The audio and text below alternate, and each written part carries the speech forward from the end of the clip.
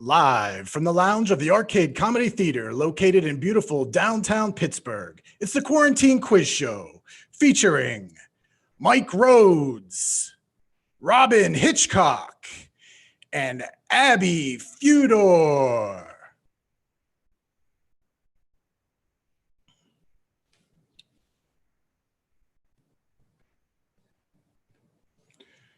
Good evening, everybody, and welcome to Live from the Lounge, a quarantine quiz show, our final episode that we're coming to you live with tonight of season one, we'll call it. We're holding tight. Our programming director, Mike Rubino, here at the Arcade Comedy Theater, signed me on for one season and said we'd reevaluate after it's all done. So it's been a fun ride. It's been a lot of distraction, and we've learned a lot about some of our friends here in the arcade comedy community. It's been a real blast. I've enjoyed it so much, and I'm very excited for our three contestants tonight. So without any further ado, let's go ahead and bring our contestants in. Come and join me here. Come on in, Robin and Abby and Mike. There they are, everybody. Good to see everybody. Welcome to the lounge. Thank you. Thank you. Yes, I just said this is the last show. I'm calling it the last of season one. The season finale.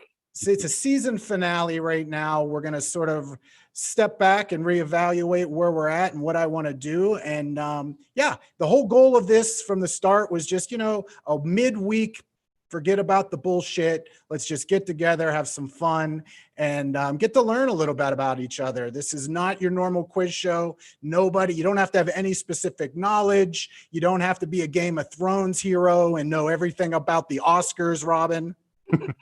You don't. There's nothing like that. It's just fun, having a good time, getting together midweek, maybe have a drink.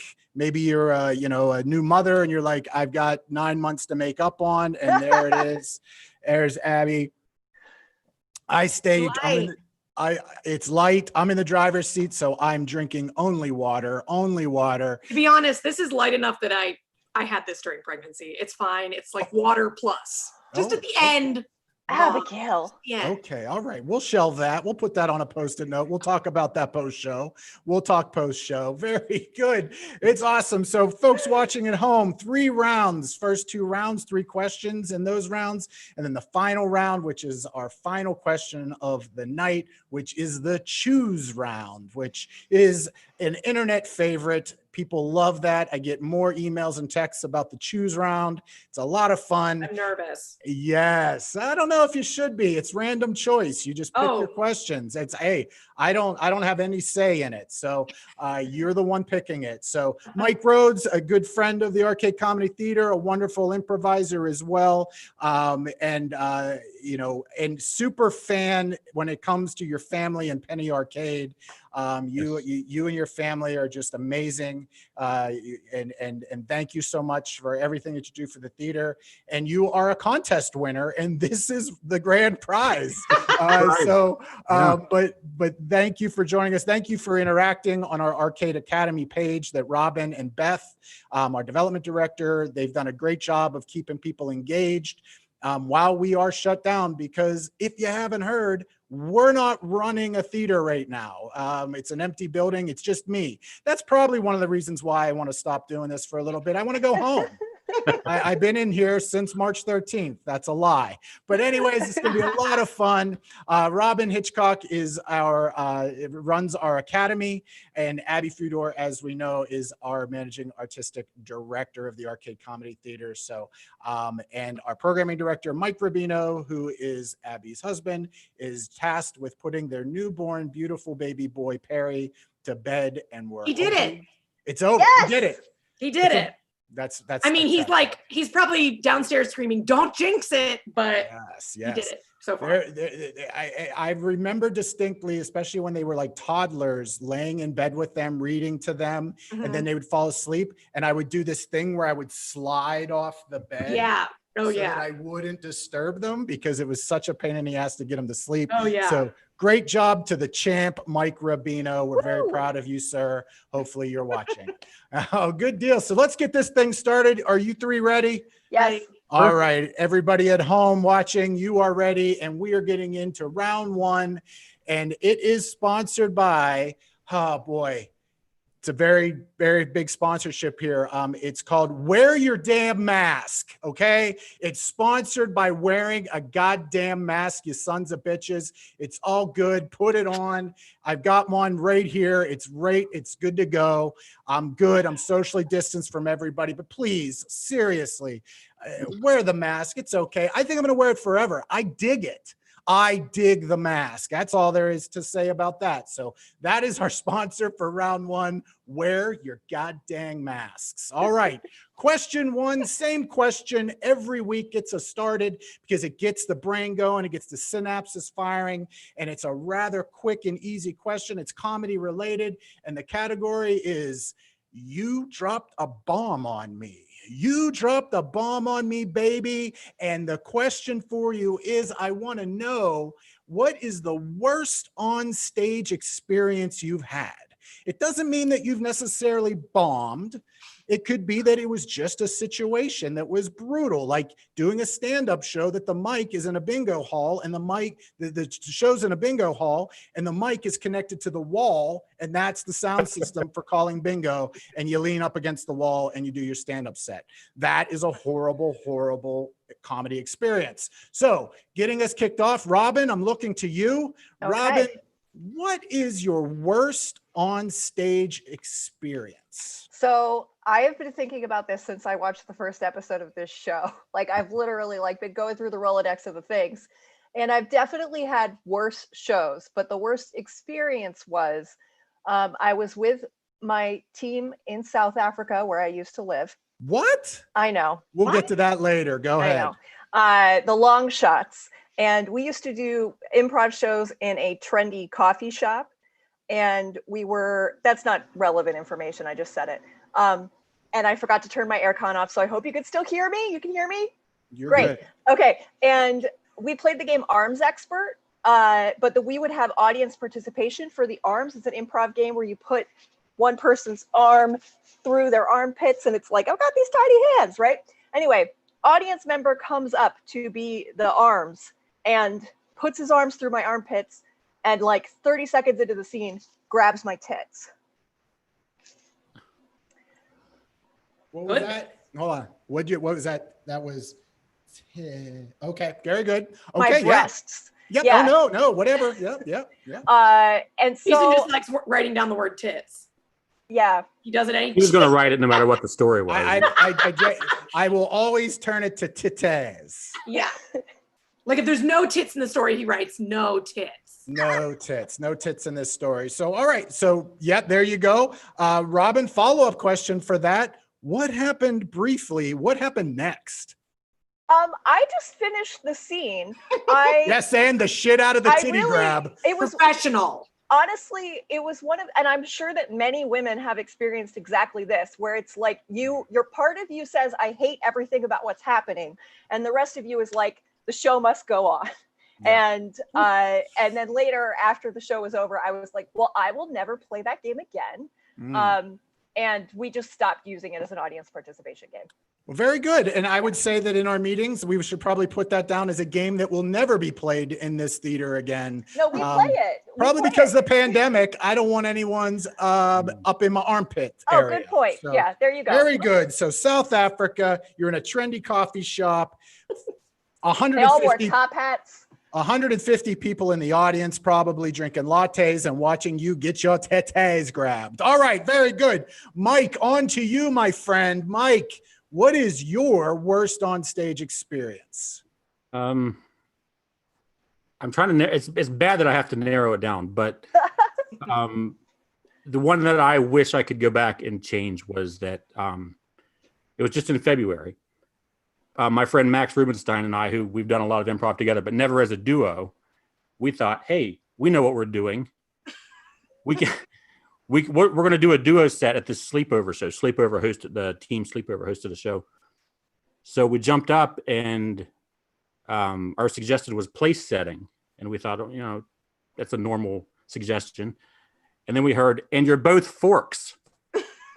So we had to try to figure out how to both be Forks, and we are not at the improv level where we can both be Forks and make it work. So it was extremely painful 3 minutes. And, 3 minute set of being a fork. Yeah. Yeah. We don't cover fork work until our level 4 classes, which unfortunately did not exist. Yes. That was always the game plan. Level 4, completely utensil work. I did some mock up ladle work for Robin, and we decided to scratch that curriculum completely. So good deal. Duo set, never did one before. Jumped up there. What the hell? It's duo work. I learned that the hard way, and Abby could tell you, duo. I gave that a run a couple years ago and crashed and burned and walked away from improv forever. All right, so very good. Abby, go through your Rolodex of, I can only imagine Kennywood sets that are garbage. There's a whole smorgasbord of stuff. I have so many.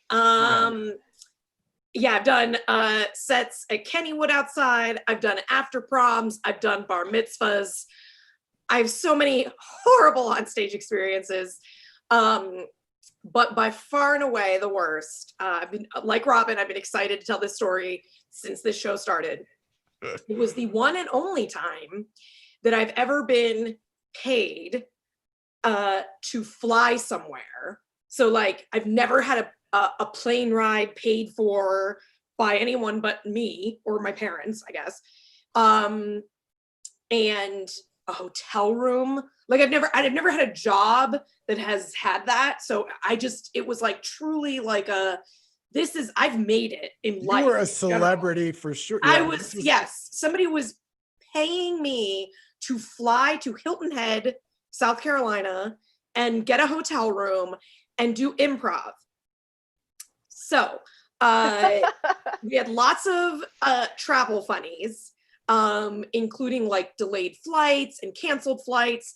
We had it was a musical improv gig. Our accompanist was left behind at an airport. He had to drive from North Carolina to South Carolina. We get to the show. What we didn't know was that we were the entertainment at a large corporation's yearly award ceremony. We were the entertainment for like the after Dundies? The ceremony was done. So we were the goddamn improv troupe, as if it was like, and best picture is Moonlight. And now, can I get a one-word suggestion? These idiots are going to sing. I don't know if Zoom cut out. They're going to sing improv. Everyone, it was the largest ballroom I've ever seen. 500 tables left. They went to the bar. There were bars in the room. So they were loudly at bars in the room. And we were on the stage like, hey, everybody, it's time for improv.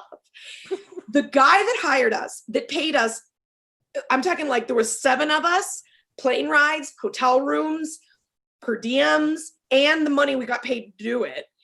The man that hired us was sitting at the one table that had people watching in the middle like this, in his old white man rich self, so angry that his idea was and I just one memory I'll never forget was that if anybody's watching still, because the story's forever, but if they were watching and you've ever done musical improv, you get to a chorus. I was so nervous at one point I could not stop singing. And someone was looking at me and they were supposed to sing next. And I was literally like, and I went to the store and I found a purse and I'm taking my purse and I found the purse. And when you go, and they were trying to jump in and I was so nervous I couldn't stop singing. It was truly, I've never been so humiliated. I've never felt less talented. And then the next morning in the lobby, people came up to us and were like, oh my God, were you the improvisers on stage last night? And we were like, yeah. And they were like, we felt so bad for you. Why were you doing that? Who hired you? Why did you do that? And we were like, okay, bye. Why did you do that? Was the response. Like they gave us their condolences. Yes. That's horrible. It was just so horrible, but it's hilarious in hindsight. Those are definitely those gigs where it's like, get the money and run. Run. Get the check and go. So great stories, everybody. We've got South Africa, tite grabbing. We've got a duo set, 3 minutes, first time doing a duo set. And you were a fork for 3 minutes. And then Abby, the South Carolina hell gig. It lives in the the annals of the arcade history books. Every time I move that music case that you bought to travel for Jesse LE, I think of the South Carolina hell gig. So very good. It got the juices flowing. We do give points for every question. And for this one, I love you all. You bared your soul on that. You each start off with 500 points. So you each get 500 points right out of the gate. Very proud of you. Very, very ready to move on to the next question. Now, this next question here, second question in round one, is always reserved for our good friend, Rick Seebeck. For Rick to stop in. And Rick, unfortunately, not able to join us this week, but we do love Rick. Rick has been a great, great friend throughout this, and it's been a lot of fun for us. But we're in honor of Rick Seebeck, being that it is the final show of season one. We're still going with Seebeck is our homeboy. That is the category. And inspired by Rick's 1997 documentary called North Side Story, question for you all is it North Side or the North Shore? North Side or the North Shore, Pittsburghers? Let's talk about it. And Mike, what's your thoughts on that? North Side or North raised Shore? her hand. I will call on you. I actually have only been here for 3 years. Okay. So I would say I've heard North Side more Okay. than North Shore. But if somebody was like, hey, can you, where's Heinz Field located? Are you going to say the North Shore or North Side? I would say North Side. All right, there you go. He's only been in Pittsburgh for 3 years, and he's going with North Side like an OG Yinzer. Very good. Abby, you live in Manchester in the North Side. Is it North, or you live on the North Shore? Is it North Side or North Shore for you? Am I allowed to say this question is super confusing to me? Well, okay, that's fine. What I mean is, am I picking what I like more, or you're saying some people call the North Side the North Shore, They and do. I don't even know that, like They a bad do. Pittsburgher? When you drive on the highway and you look at the exit signs now say North Shore. Oh, you're right. Okay. So do you go with saying that you live and play on the North Side or the North Shore if somebody asks you where you live? I would definitely say I live on the North Side. Very good. And in my mind, the North Shore is just truly a strip of land on which stadiums live. Okay. Very good. Very good. Robin, you raised your hand and you were patient. You were third to answer the question. What is it? I'm with Abby. The North Shore is a part of the North Side. It is Ooh. where Oh, the I wouldn't stadiums say are. I wouldn't say that. I think they're separate, but I could be wrong. Then I would say that the North Shore is one part of the North Side. Much Okay. like Manchester is one part of the North Side. Oh. Very good. Very good analysis. That's what I love about having this crew. I figured you would start breaking some shit down. I thought we would breeze through the second question of the North Side versus North Shore before you start analyzing things. But there are no wrong answers on this show, people. There are no wrong answers. You all answered exactly the same. You all got there by different roads, but you're all getting an additional 412 points. That's Oh, 4, 1, 2. I see what you did there. That's 400. cute. 412 points for each of you as we move on to question number 3. Comes from the category of serial killers. However, it is Serial Killers, the sequel, Snack Attack. Yes. Serial Killers Part 2, the Snack Attack. What has been, or what always has been, your go-to snack? That snack that's just, I just need to just eat my feelings. I will be full confession, Nutter Butters. Nutter Butters. That's my go-to jam. That's my snack attack. That's the one I go to. And Abby, we're starting with you with snack attack. What's that go-to sweet snack? Or salty? sweet? Or Or it salty? could be salty. Okay. Yeah. Okay. I guess you asked the tough questions, Jason. Just one snack? My whole life is a snack. That sounded weird. I would say I'm gonna have to go with the snack in my heart, which is Grandma Utz's potato chips. Wow. So when I was young, my mom's from Central PA, Perry County, in fact, what my son's named after. And Hanover is near there, which is where the Utz factory is. And it used to be that you could not buy, I don't know, any Utz potato chips, I think, in Pittsburgh, but certainly not Grandma Utz's. And so it was like, and so we went to my grandparents' house, my mom's parents' house, like 3 times a year to visit. And it was something I super looked forward to. They're made with, on the back of the bag, you could see they're made with, I think, lard. Lard. Is what they say. They're fried So in like when I lard. was little, I was like, why do these taste so good? And when I grew up and could read, I realized it was lard. Straight up lard. Are you guys getting that? Lard. So they are so good.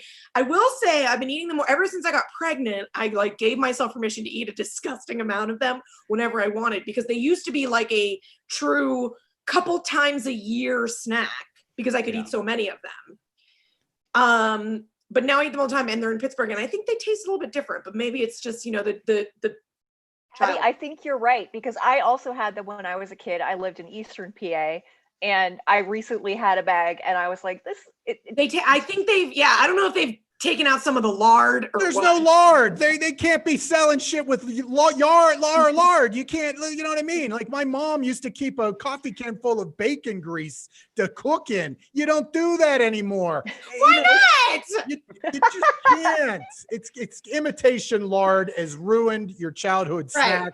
And I'm telling you, that's why this country's going to hell. Listen. That is it. Listen. That is the real pandemic. Also out of Hanover, Pennsylvania was Snyder's. Right. Snyder's. It was just I'm a Snack salty snack Central. gal, so yeah. all about the chips out there. So Quick Grandma follow-up. Grandma Utz's potato chips. Quick follow-up question. This will determine points. Is it a good dip chip? I don't think, I'm not a big dip person, and I don't think so. No. No. Because I mean, like, you got lard in it. The That's dip unfor- of lard is baked into the That's unfortunate. But anyways, all right, very good. Grandma's Utz chips coming to you from Hanover, Pennsylvania. Baked, deep fried. Who knows what they do with it? Spread lard on it with a butter knife. I don't know what you do with them, but it sounds like I want to go grab a bag. Robin, snack attack. What right. is your go-to snack? Okay, so runner up, extra toasty Cheez-Its. They're amazing. They're so good. But That little burnt taste, that little, oh, shoot, girl. my actual selection is that I just take a piece of sharp cheddar cheese and a bowl full of pretzels, and I eat them together with an ice cold Diet Coke. Okay. Follow-up question. I got to get a visual. Is this a hunk of cheddar? It's a Is this hunk. cubed? Do you have a slicer? Do you individually take a small piece of cheese and put it on said pretzel? What kind of pretzel is it? Is it a stick? Is it an actual one of those pretzels? What are you working with? Okay, good question. interrogation lamp. All right, it's a hunk. Okay, yeah. Okay. Bite It's a into it? hunk, and I take a bite straight out of it, Uh-huh. and I usually get the waffle kind. Of Ooh, that holds pretzels. that's a Whoa. good base to put stuff in stack. You're Oh, fancy. you are. I just have to say, I love any snack that you're like, I'm just taking a knife with me to the couch. Right? We've all done that. Like, Yeah. that is where we're at for this point of the evening. I'm going to take a sharp knife and be on the couch knifing food. It's definitely, I've analyzed during the quarantine, I've analyzed a lot of my eating habits. I came to the realization the other night that the only time I pour a glass of milk is when I'm dunking my Nutter Butter's in it. I drink straight from the carton. Melissa Clark, that's the truth. I'm sorry. That's what I do. Ew, Any- you drink from the carton? don't give a shit. Boom. That's me. I bought that milk. I'm drinking out of the carton. Oh my goodness. Anyways, moving on past the confession part of this round by me. Mike, we've got 2 salty snacks. Are Yeah. you coming in with the sweets? I am, and I'm actually going to, because I'm still bitter about it. Oh, yay! I don't know if this is going to be what I I'm think going it to go is. back to something that hasn't even existed for like 25 years. They took the PB Max off the market, and I'm still angry What is it? about it. What's a PB Max? It was a candy bar, and I could still taste it. Oh, It was it was just chocolate with a cookie and peanut butter in it, and that's it. That sounds What is that? wonderful. Was it like a silver? It was a square. It was A like square, a chunky. yeah. Oh But it yeah. was very popular and it was very good. But like the head of whichever company it was didn't like peanut butter, so they discontinued it. oh yeah. I was a very, very angry 14-year-old. There it is. The They, PB they Max. don't make them anymore. Jar back there. Yeah. Well, What was I'm that? gonna. Yep, gone. It is an actual. The first item that when I Googled it came up from the website Gone but Not Forgotten. Mm. This website is written by Mike Rhodes. Good job, Mike. You got a platform and you're sticking with it. And you know what? It's time to give out some points. I love all your snacks. I'd love to get together right now and enjoy some lard chips. I'd like to eat some bougie cheddar cheese cubes Bougie. on a flat wafer pretzel. And Mike, a man of my own heart, I am anything peanut butter and chocolate. Peanut butter rules the world. So, sir, we're going to go ahead and we're going to give you 300 points for that answer. A very good answer. Robin, a strong answer. I like that. I think a nice glass of wine would go with your snack. Mm. A nice wine, a nice white, maybe chilled on the deck with some Sade playing. I'm setting the standard for when I get home tonight. That sounds awesome. I'm stopping at 7-Eleven and getting some 7-Eleven cheddar. All right, good deal. I'm going to bring you in at 275, my friends. A strong answer. I'm Thank really you. liking that snack. And the Grandma Utz, you know, I what's Grandma doing? She's cooking with lard. How can I don't know. It's a good answer. It's a good snack. I love chips, but you know what hurts you? It's not a dip chip. I'm a dip guy. I love dip. Okay, That brings you at 250 points for Got that it. question. that's fair. Abby, very good. There's reason for all of my I have to find reasons because I love Yes. you all. I don't want to hurt your feelings. This is a big competition we're having here, and we are done with round 1 just like that. That's 3 questions in the bag. Am I right? I am right. And now is the time when we get to know each other a little bit. It's kind of like Trebek, you know, you get through the first round of Jeopardy and he saunters on over to the podium and says, "Hey, tell me about your car dealership, friend." That's what we're doing here. And so Mike, I'm going to start with you, Mike. Mike, you said you've been doing comedy, you've been doing improv now for 3 years. So what led you to comedy?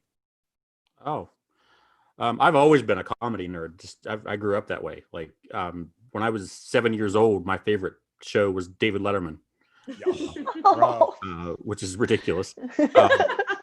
But like I grew up in West Virginia, and things like arcade comedy theater don't exist there. So when we got here, Stay tuned, West Virginia. We might be coming.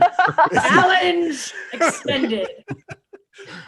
but yeah, I heard about it when John Daly was here. I'm a big John Daly fan.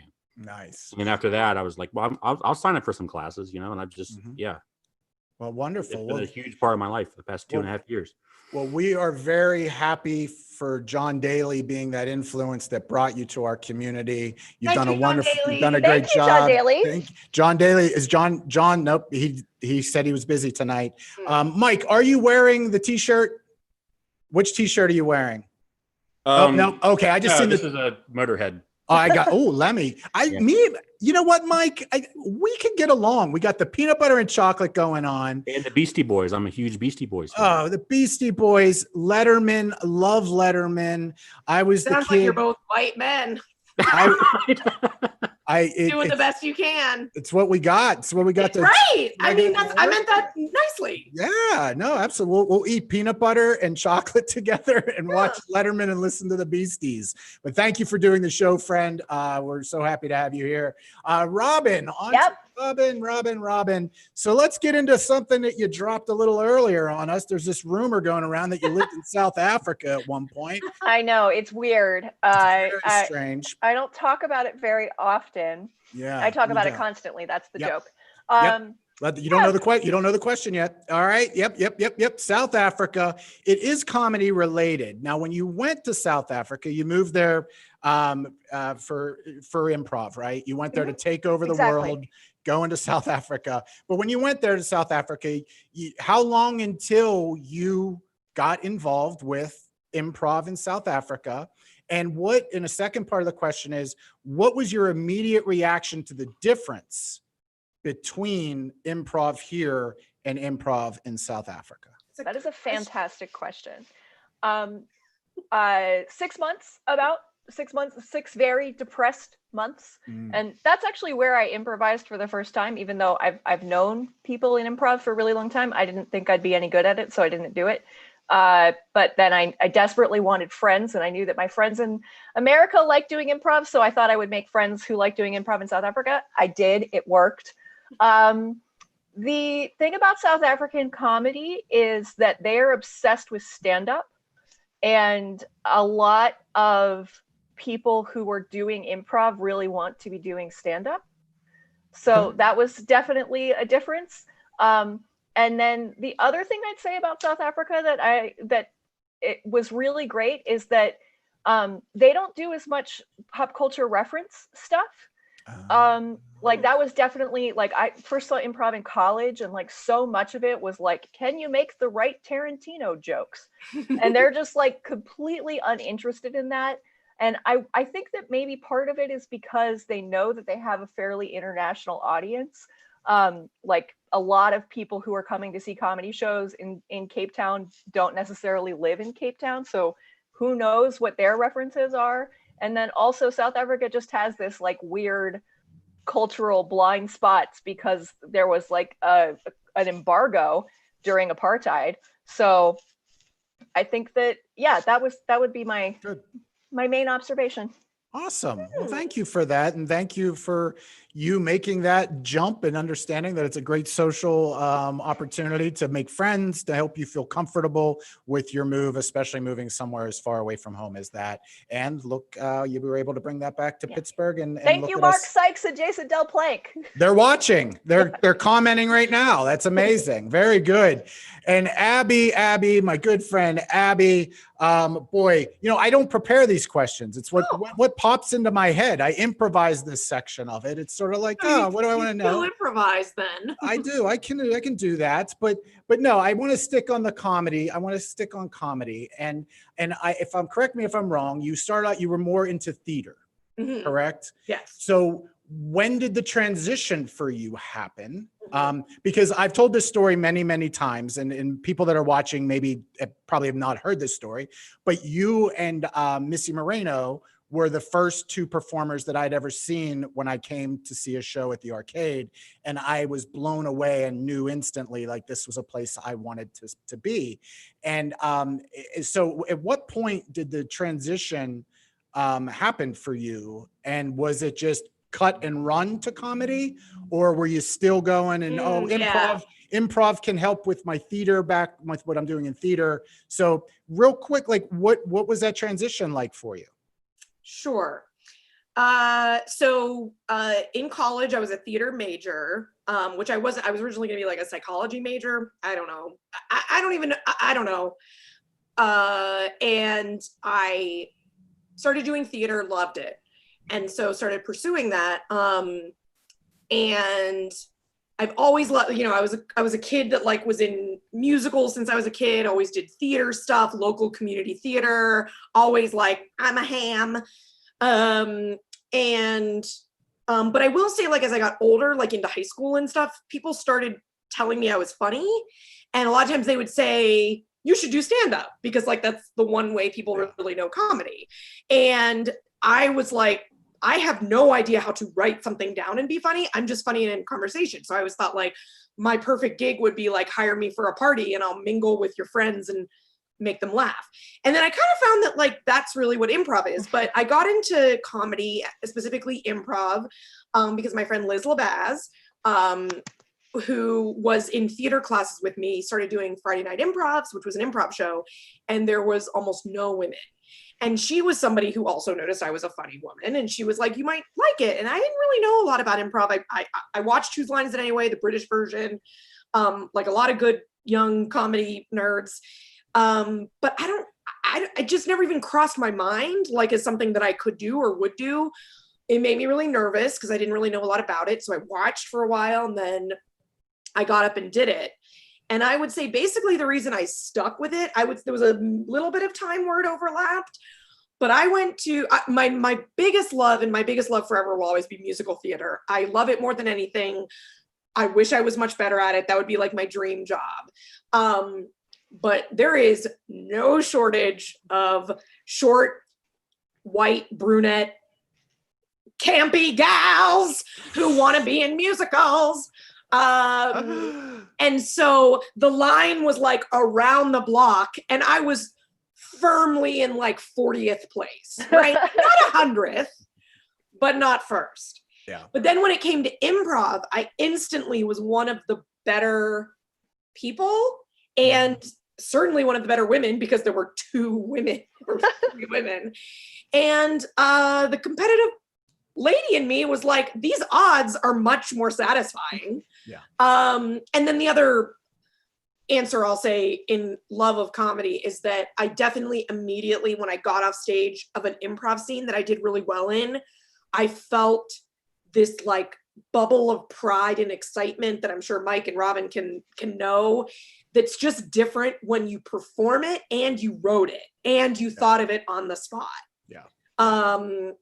Like I loved doing well when I was good in a play, but when someone told me I was good in an improv scene, I was like, you know, I made that up. That just came out of my brain, and it was really, really satisfying. So Yeah. I had to chase that high. You got to chase that high. That's the story for everybody that gets involved with comedy. I mean, when That's people true. that are non-comedy folks, they ask me about that and why do I do what I do? And it's just like, listen, man, when you feel that high, there's nothing that I've ever felt like that. So absolutely. So thank you all for those stories. And it's that's the fun of this, is getting to know, and people that watch this get to know a little bit more about us and where you all came from and your journey in the world of comedy. So on to round 2. We're on to round 2. Round 2 sponsored by, in cooperation with Wear a Damn Mask. It's wash your goddamn hands. Okay. It's in coordination. They go together. Wear the mask, wash your damn hands, squirt some sanitizer, and stay the hell away from me. That's who's sponsoring round 2. Round 2 brought to you in cooperation with Wear a Damn Mask. Wash your damn hands. On to question 1. Here we go. One of my favorite questions, my personal favorite questions is that who I think that is? I want to know about a time where you had a chance encounter with a celebrity, not performed with, not worked with in any way. You bumped into somebody in the Northway Mall. It was Hines Ward. You thought it was not, but it truly was Hines Ward. Could be something like that. That's what I'm going for here. When you looked and you looked and you looked, you said, is that who I think that is? To your friend that was with you. So, celebrity encounter, Mike, chance celebrity encounter. The one that pops in my head might be a little obscure, but a few years ago, I made a wrestling documentary about wrestling fans, and we were at this rinky-dink show in West Virginia filming interviews, and Brutus the Barber Beefcake was there. I don't know if you guys know who he is. Oh, I know. Listen, I'm an 80s kid. Okay. Yeah, okay. I grew up with Hulkamania running wild in my house. Okay. I drank milk right out of the container ever since a little kid because Hulk told me to. Well, Brutus obviously wanted us to interview him for our nothing documentary, this zero budget document. He was like eyeballing us the whole time. But we were in the locker room interviewing these other guys, and Brutus comes in and takes a loud piss right next to us and turns the lights out as he leaves the locker room. right in the middle of our interview. So I couldn't use like half of our footage. All right. Because So Brutus is very bitter. let me unpack this. Let me unpack this quickly for viewers at home and our two friends. I want to take first question. Give me the time. What was the date on this documentary being shot? Oh, this was 4 years ago. So So he was well understand- past yeah. his prime. Brutus the Barber Beefcake was so past his prime. The fact that he was in an indie show and was pissed in West Virginia and Yeah. was upset that you didn't interview him. And was there a urinal? Was there a garbage Oh, can? yeah. Was there There a was. trough? I believe it was a urinal. Okay, good. He did. Because when you told the story, I envisioned he pissed right on the floor next to you and turned the lights out on you. And He probably would have if yeah. And trust me, if that would have been the case, you would have got more points. All right, Mike, that's a good question. Good answer to that question. I love it. Let's move on to our next contestant for this question. Abby, is that who I think that is? Who's your chance at celebrity encounter, friend? Okay, I will say that when I was in grad school at CMU, they were filming what's the smart Dennis Quaid movie that was filmed there? Someone help me out. Not Wonder Boys. Was it Wonder Boys? Well, I'm looking Wonder at Boys Robin. was filmed here, but you weren't in grad school then. There was a What movie. year was it, Robin? There was a movie that was filmed So here. this would have been like 2007 or 6 8. or 7, yeah. It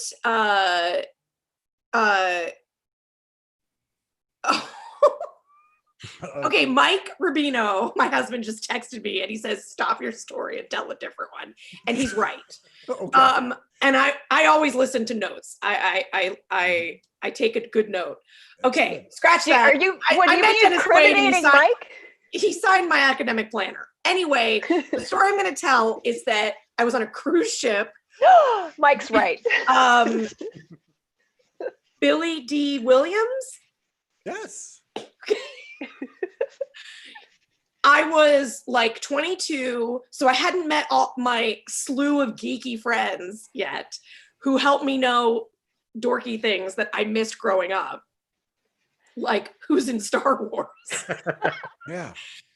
So, but I was very into the show Lost at the time. So Billy D. Williams was on the boat selling art that he's painted. That this is his swan song, I guess. And I went up to him and I recognized him because he was in like the first 10 minutes of an episode of Lost, like that year. And I went up to him and I was like, "Hi." And he was like, "Hello." And I was like, "I got to tell you something. I saw you and I really love you." And he's like nodding. And I was like, "I loved you in Lost." And he was like, and I was like, "Will you sign this for me?" And then we took a picture together. And then later I was talking to my brother and I was like, "Oh, that's so cool." I'm like, "I wonder if he's done other stuff." And David, my brother, was like, "Are you kidding?" And he's like, "You didn't really tell Billy D. Williams you liked him in Lost." He thought I was kidding. And I was like, "No, what else was he in?" And he's my older brother. So of course he was like, "Are you a fucking idiot? Like he was in Star Wars." And I was like, "What? Who?" And he was like, "Lando Cal." And I was like, oh, he was the one with the monkey a lot of the times. Was it Wookiee monkey? thing. A Wookiee? Oh, I love this. I love And you. so I love anyway, this. I'm glad you chose I this met story. Billy D. Williams and said, "I love your work on Lost." I also found out he was Commissioner Gordon in Batman, which I also know that, but I didn't know. Oh, he was Harvey Dent. Harvey Dent. Yeah, he was Harvey Dent. But Who was Commissioner Gordon in those Michael Keaton movies? Oh. I don't know. someone will get us that answer. They'll send that to us. But wow, what a ride that was! Transitioning from who was the first person? Dennis Quaid Dennis Quaid. signed And my planner. Wonderful. And we're going to figure out, that's for the corrections department to find out Yes. what movie was he here filming while Abby was in grad school. Yes. And yep, so awesome. We've got a cruise ship, Billy D. Williams. He's in a movie with a monkey. All right, good stuff. Robin, close out this question, You please. should not have saved me for last because I really only got one celebrity encounter ever in my life, which Let was it rip. I was on the down escalator and Janet Reno was on the up escalator. The end. The end. Okay. And Robin was like, "You were great and lost." Wait, who'd you say it was? Janet Reno? Janet Reno, Attorney General. Oh, yes. It was while she was Attorney General, if that makes it cooler.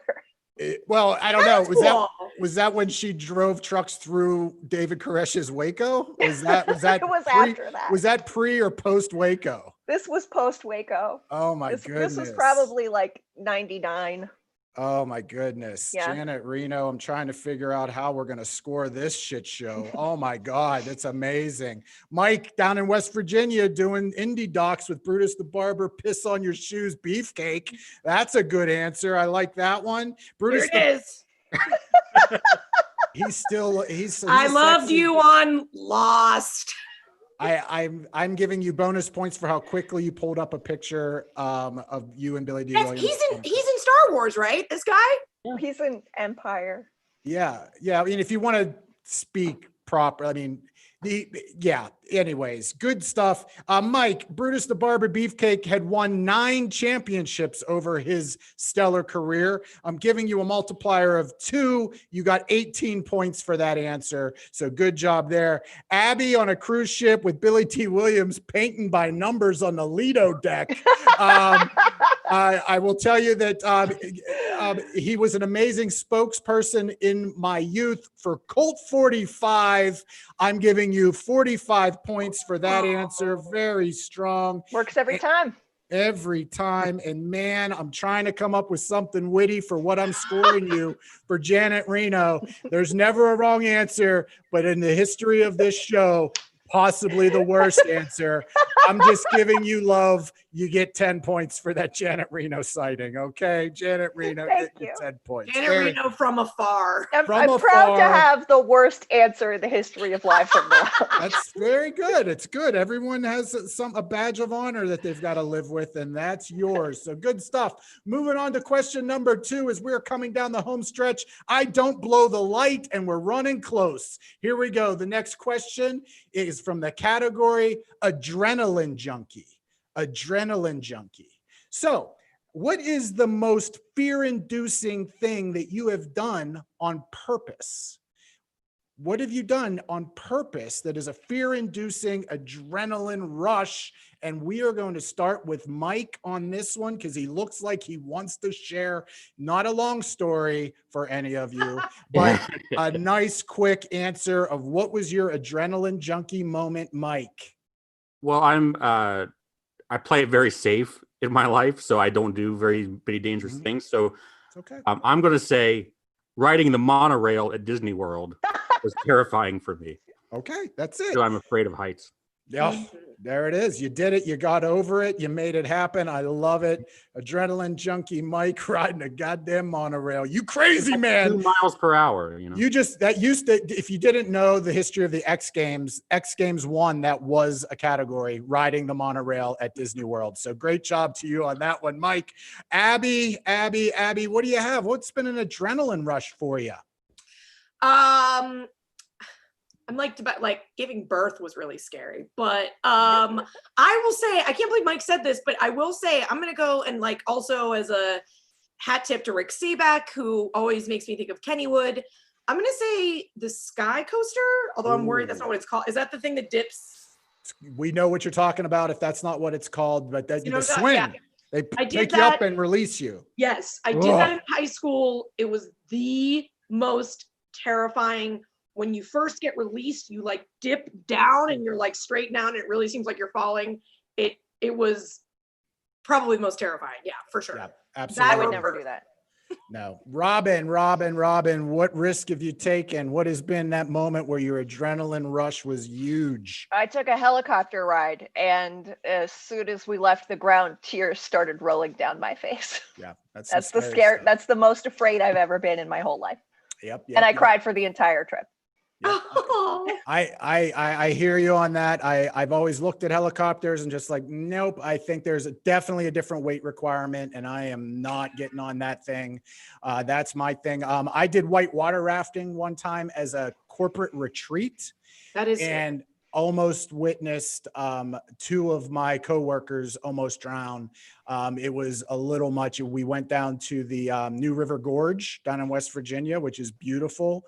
It was an amazing time, but it was very scary, and I would never do that again. So there it is. Adrenaline junkies for my theater friends, getting out there and getting crazy. You are helicopter rides, monorail riding, sky coaster jamming. So I'm going to tell you, I like the helicopter. That scares the hell out of me. That's a big decision. It was part of a vacation package, and it was either the helicopter ride or bungee jumping. And so it was like a Hobson's choice for me. You did good. You did good. I'm giving you, I'm giving you 10,000 points for that one. 10,000 points. Yeah. It gets hot and heavy towards the end. Abby, I love the sky coaster. It's good stuff. I could never do it. I'm amazed by it. My daughter's done it. My wife has done it. My son and I, no way. So I'm giving you 10,100 points for that one. I really like that answer. And Mike, you're on the monorail. Woo, that's a Nothing. tough It's one. transportation. It's nothing. Hey, it's really good. It's really good. It's one rail. Mono equals one.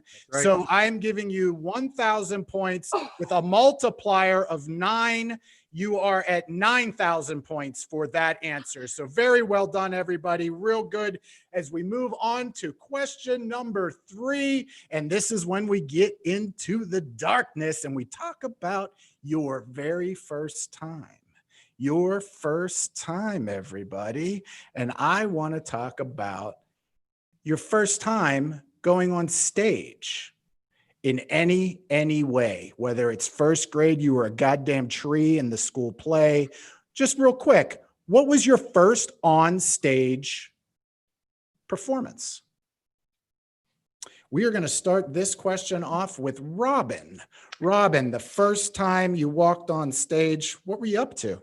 So my beautiful selfie light ran out of juice, so you'll see the real me now. I have this memory of being in a play where I was like in the fish chorus. Like there was a chorus of fishes and I had to wear glow in the dark paint, and then a blue light came on. I think that's the first thing. But I also played the third little pig that builds their house out of bricks in first grade. I think that was the same year. And it was because I had glasses, so I would look like a smart pig. Typecasted. You Mhm. were so typecasted as a smart pig. I later Oh my played God. Babe on stage, Babe the Gallant Pig. So you No more truly glasses. were typecasted as a pig in elementary school. Absolutely. Oh man, that's a way to work to get some bonus points. Oh. That's amazing. That's amazing. Oh my goodness. Mike, what was your first time jumping up on stage in any way? I know in third grade, I was a rocking horse in a play. I only remember that's what I was. I know nothing else about it. That's it. And the very second time I was on stage was when I was 37 years old, and it was our class show, one-on-one class show. So you, So there's a huge gap in between. yeah, you definitely didn't feel the urge of continuing that rocking horse game. Just understand the next time you do a duo set, I'm going to be there with the suggestion of you're a goddamn rocking horse. There it is. Abby, what was your first time on stage? It's got to be a dance recital. I was a dance class kid. Yeah. And a specific memory that will be very beloved by all of the girls from the 80s watching at home is, do you remember those clips that you would put your shirt through? Oh, yeah. It was like a plastic clip. Oh, Jason, good for you. Oh yeah. It was a plastic clip and it had like a thing bar in in the the middle. center, right? Mm. And I do remember being in like a Christmas dance recital to Jingle Bell Rock, and I pulled like a Christmas sweatshirt testing the strength of this little piece of plastic because that was style. Yeah. You know what I'm talking about? Those were cool. That was those so have not, big. Those have not come back. I thought they were gonna when crop tops started to be a thing again, Right. but they didn't come back. Those officially have not come back, and I wore them all the time. Well, I think it's time to bring them back. I think it's I time to think bring them so. back. We could incorporate them on some type of mask holder, maybe. I don't know what it does. Awesome answers. My first time on stage, 6th grade, I auditioned for a musical. It was called Freedom Bound, which was a story of these immigrants that came to America. And I was up for the lead. And I remember going on vacation. We went on vacation in March, and that's when had my audition and left. And I was going to miss some things. And I told my mom that I think our vacation ruined my chances of getting the lead. And I ended up as the second to the lead.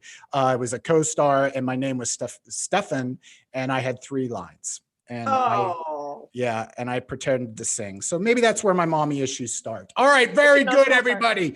Good answers all around. I like them all. I will not judge your childhoods harshly. You each are getting 1,000 points for those stories. I really like them. I enjoyed them. I like the thought of seeing you as little young children going out there doing your thing. Aww.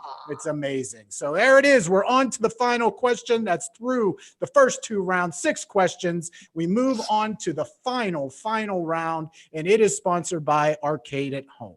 As you know, Arcade, we've been closed since March 13th, and we have been doing Beth Getches, who is our development director, has been doing an amazing job of organizing and getting links together and shows promoted with their own donation landing pages that all feed into our Arcade at Home donations and fundraisers.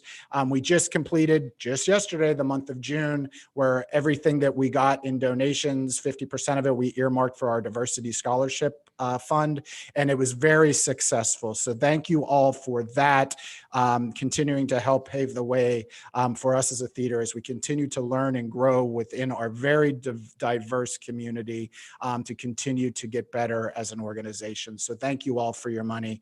We're continuing to work. We're continuing to hopefully see a light at the end of a tunnel, and it is challenging us as a theater to get outside of our box and try to figure out what we do going forward. So thank you for all the support that you've given us. More programming will be coming and more opportunities for people to support the Arcade. So thank you all for what you've done for us since we've all started this journey together. So very good. On to the final question. This is the stress-inducing one. This is the one that gets everybody concerned, and it's called Choose. Choose. I present to you cards. Random cards numbered 1 through 3 on each one of these cards. There are 2 words, phrases, things that you will have to choose between. Whatever your rationale is, why you're choosing it, it's completely up to you in your mind. I don't need a reason, but you have to answer it quickly, and you have to think and answer as quick as possible. Follow your heart. No, you know what? I'm going to flip this up right now. I'm looking at where we're at in points. Robin. Yes. Robin, I'm giving you first choice. So is it card number 1, card number 2, or card number 3? 2, please. Going with the 2. So here's number 2. Oh, random as hell. This is crazy random. I don't know. Robin, I need you to choose. Is it movies or lipstick?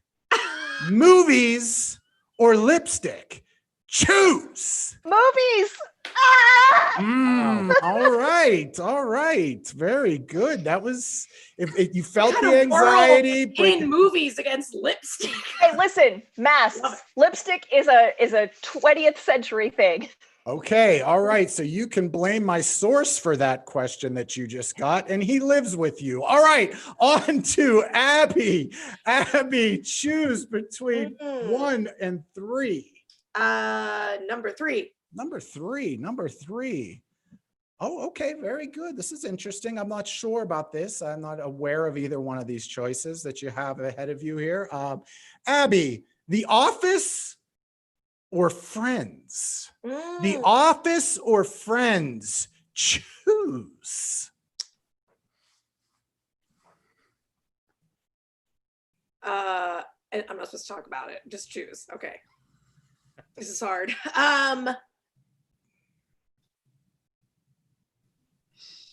Oh, radio. It's like Lifetime versus Current. Oh, it's a So- dilemma.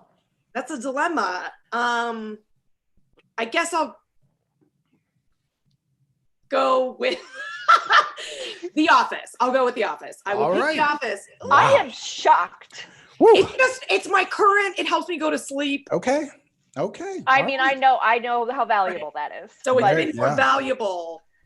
Very much. Well, Mike, your friends left you with just this card, and whatever's on there's on there. We don't know. We'll see how you feel about this, Mike. So, Mike, I need you to think about this real quick and choose between Quiz Show and Shattered Glass. Ooh. Quiz Show and Shattered Glass. That's so Shattered Glass? random. What's Shattered Shattered Glass is such an underrated movie. It's Choose. a really good movie. What's a Hayden movie? Christensen should have been nominated. I agree. So should And, have Peter Sarsgaard. Yeah. Hey, that's for another podcast, you sons of bitches. Quit hijacking my show. Choose. I would pick Quiz Show over almost anything. Okay. All right. Very I pick good. Quiz Show. Very good. Thank you. Thank you to my friends that helped us out by randomly choosing those questions for you all. It's been a wonderful ride as I send off all of my points off to our home office in Walla Walla, Washington, where the corporate suits will determine who the winner of this match is, the final of season 1. And it's been a lot of fun. As I said at the top, it's been an enjoyable thing. The idea of this show was just to get together midweek and just let go of everything for an hour and just have some fun, learn about some people, learn about friends in our community, and it's done that. So for me, it was very selfish. It was giving me an opportunity to do something creatively, and I've enjoyed the hell out of it. Thank you to Rick Seebeck that has come on and joined us several episodes. Thank you to Mike Rubino for all of his help on the backside of getting all the technical things together for me and getting me through all that and getting us ready to go. And of course, I mentioned Beth Getches. Thank you, Beth, for all of your hard work that you have done through all of our development for the show and raising money. So it's been amazing. And of course, all of the other contestants every week, everybody that's been on, you all were stellar, a lot of fun. We are in talks with a possible Tournament of Champions, but I don't know if that's going to get greenlit. But it's been a lot of fun to do. Oh, sorry. Email just came in. Ooh, it was really close. It was very close tonight. And again, there's got to be somebody that comes out on top. That's why I let Walla Walla, the suits, deal with this, because I love you all and I don't want to hurt your friendships. But I've got to tell you, the winner tonight, the winner of the season finale of Live from the Lounge goes to documentarian, wrestling fanatic, Mike Rhodes with the win tonight. Mike Rhodes, congratulations. Wow. Congratulations. The boys and girls over at the home office, they absolutely love the Brutus the Beefcake story. That was the thing that took them over the top. And they also think that your child is a wonderful, wonderful little Yes. fun thing. They are right And, about that. Eddie wins. you sending them pictures of your child and your family put you over the top. But thank you everybody for watching. Robin, Abby, Mike, thank you for being a part of this. Thank you, Jason, for doing this show. Thank you so This much. has been wonderful. It's been a wonderful light in the middle of the week for a lot of us. You've done an amazing job. Thank you so much. Well, that means a lot to me. Thank you. And everybody, keep an eye out on more things coming to you from Arcade Live, more programming, more show, more improv, and a lot of other things that are in the plans from some of our master geniuses behind the scene. Thank you all. Have a great week. Stay safe and listen to our sponsors. Wear your goddamn masks and wash your hands and stay the hell away from